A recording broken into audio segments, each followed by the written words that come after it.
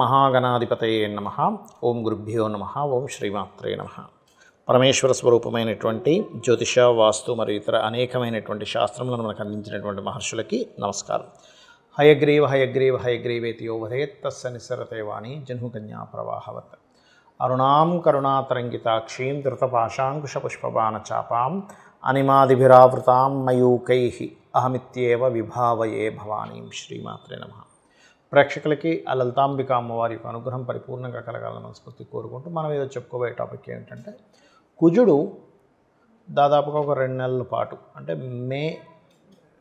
June almost అంటే June 7వ తేదీ నుంచి 6వ తేదీ నైట్ నుంచి జూన్ రాత్రి 10 గంటల ప్రాంతంలో మారుతున్నాడు. అక్కడి నుంచి మనకి జూలై 28వ తేదీ వరకు కూడా సింహరాశిలో కేతుతో కలిసి అగ్నితత్వ రాశుల్లో ఉంటాడు.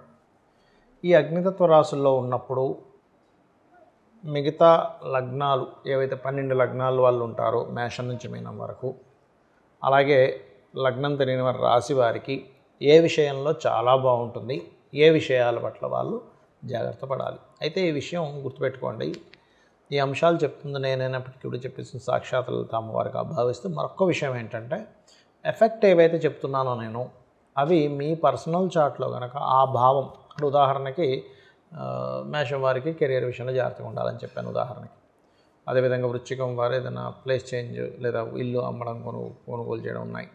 అక్కడ మీకు ఏదైనా బ్యాడ్ ఎఫెక్ట్ ఉన్నప్పుడు మీకు పర్టికులర్గా మీ పర్సనల్ చార్ట్లో ఆ పర్టికులర్ భావం కనుక గుడ్ ఎఫెక్ట్ ఇస్తుంటే అది ఏమీ ఇబ్బంది ఉండదు. ఇది చాలా క్లియర్గా అర్థం చేసుకోండి మీ పర్సనల్ చార్ట్లో.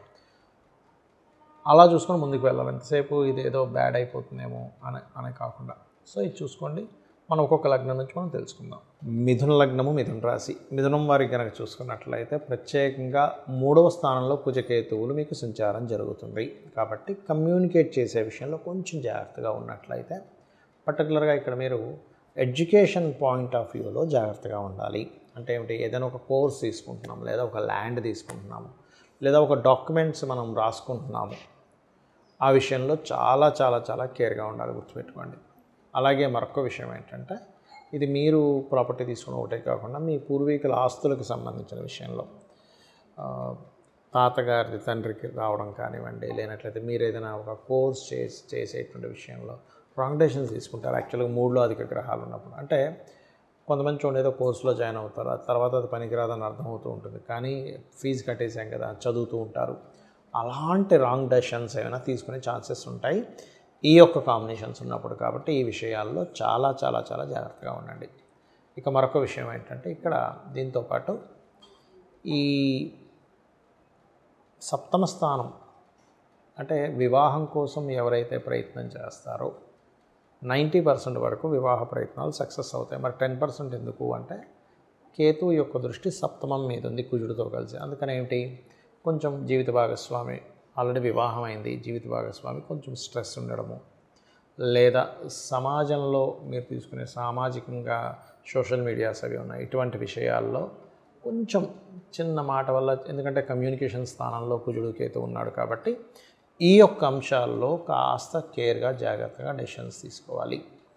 ఇక ఏదేమైనప్పటికీ కూడా మీకు లలిత అమ్మవారి యొక్క స్తోత్ర పఠనము లేదా వారాహి అష్టోత్తరం, ఎందుకంటే ఇక్కడ భూములకు సంబంధించిన విషయంలో ఇబ్బంది వస్తుంది కాబట్టి ఈవినింగ్ టైమ్స్ కేవలం ఒక దీపం పెట్టుకొని దీపాన్నే వారాహి అమ్మవారిగా భావిస్తూ ఓం వారాహి దేవి నమః అనుకొని కాసేపు జపం చేసుకోవచ్చు. లేదు అంటే వారాహి అమ్మవారు అష్టోత్తరం చేసుకున్న అమ్మవారు మీకు ఎటువంటి భూ సంబంధించిన వివాదాలు రాకుండా చూస్తుంది. లేదండి నాకు భూ సంబంధించిన దానికంటే ఎడ్యుకేషన్ మీద ఎక్కువ నేను స్ట్రెస్ పడుతున్నాను అనుకునేటువంటి వారు హయగ్రీవ స్తోత్రము చాలా సింపుల్గా ఉంటుంది.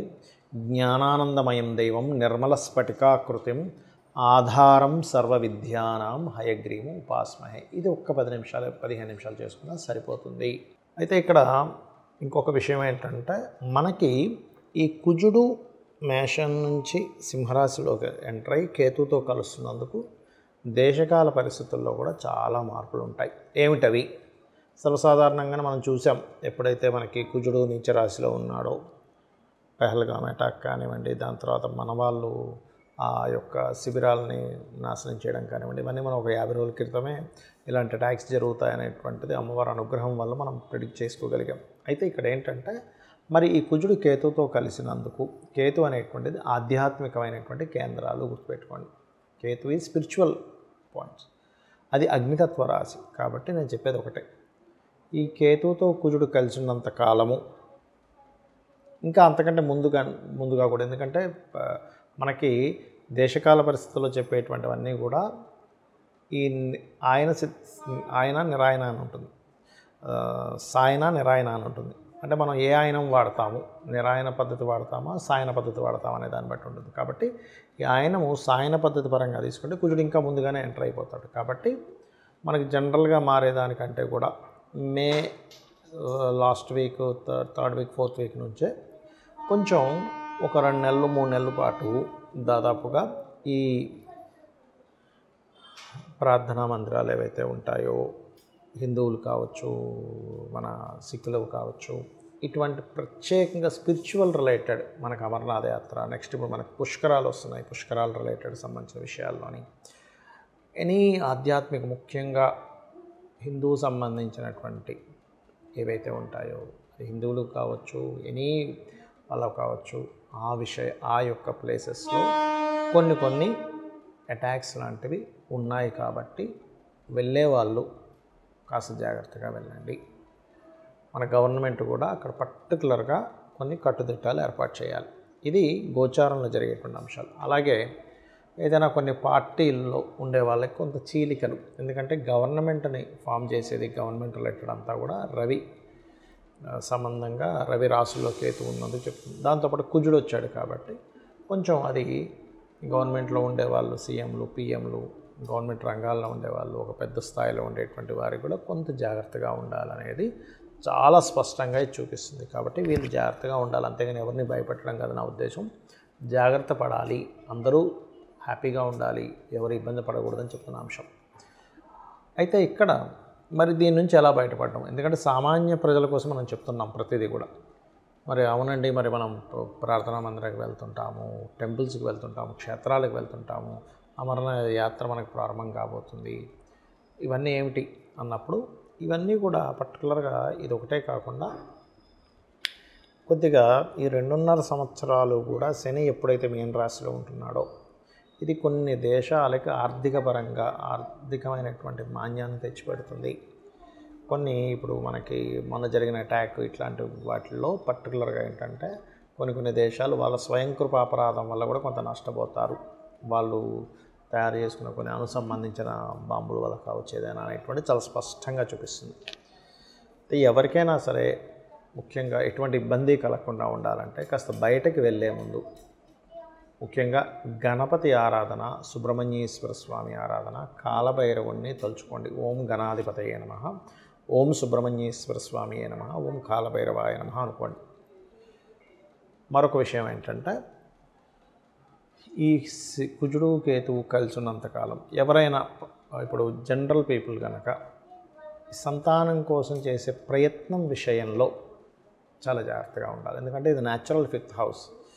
చాలామందికి పాపం సంతానం ఉండదు, ఏమంటే మేము పలానా ఐయుఐ కానీ ఐవీఎఫ్ చేయించుకుందాం అనుకుంటున్నాం, ఈజ్ ఇట్ రైట్ టైం అని అంటే న్యాచురల్గా 5th హౌస్ సింహరాశి.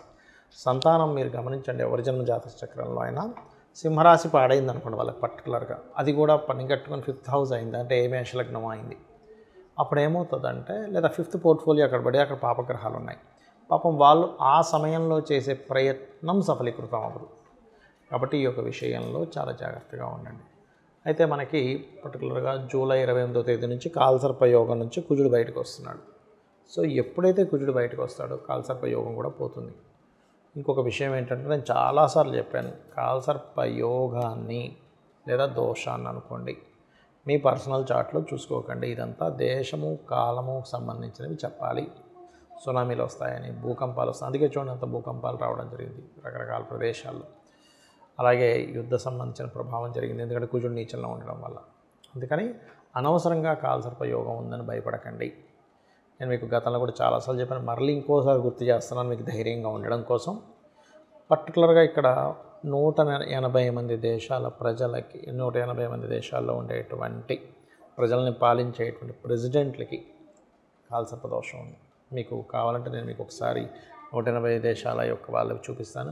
అంత దాకేందుకు మీరు ఎనీ నెట్లో కొట్టి వాళ్ళ డేట్ ఆఫ్ బర్త్లు తీసుకుంటే కాలసర్ప యోగంలోనే ఉంటాయి వాళ్ళ జాతకాలన్నీ కూడా. మ్యాక్సిమం 90% ఆఫ్ జాతకాలు. అంటే ఇక్కడ మనం అర్థం చేసుకోవాల్సింది ఏంటంటే కాలసర్పదోషం కేవలం కాలానికి సంబంధించిందే కానీ జన్మజాతకానికి కాదు. మరి జన్మజాతకానికి ఇబ్బంది పెట్టేటట్టయితే అంత పెద్ద ప్రెసిడెంట్ ఎట్లా అయ్యాడు, సీఎం ఎలా అయ్యారు, పిఎం ఎలా అయ్యారు అని అర్థం చేసుకోవాలి. మెగాస్టార్ చిరంజీవి గారికి కూడా ఉంది.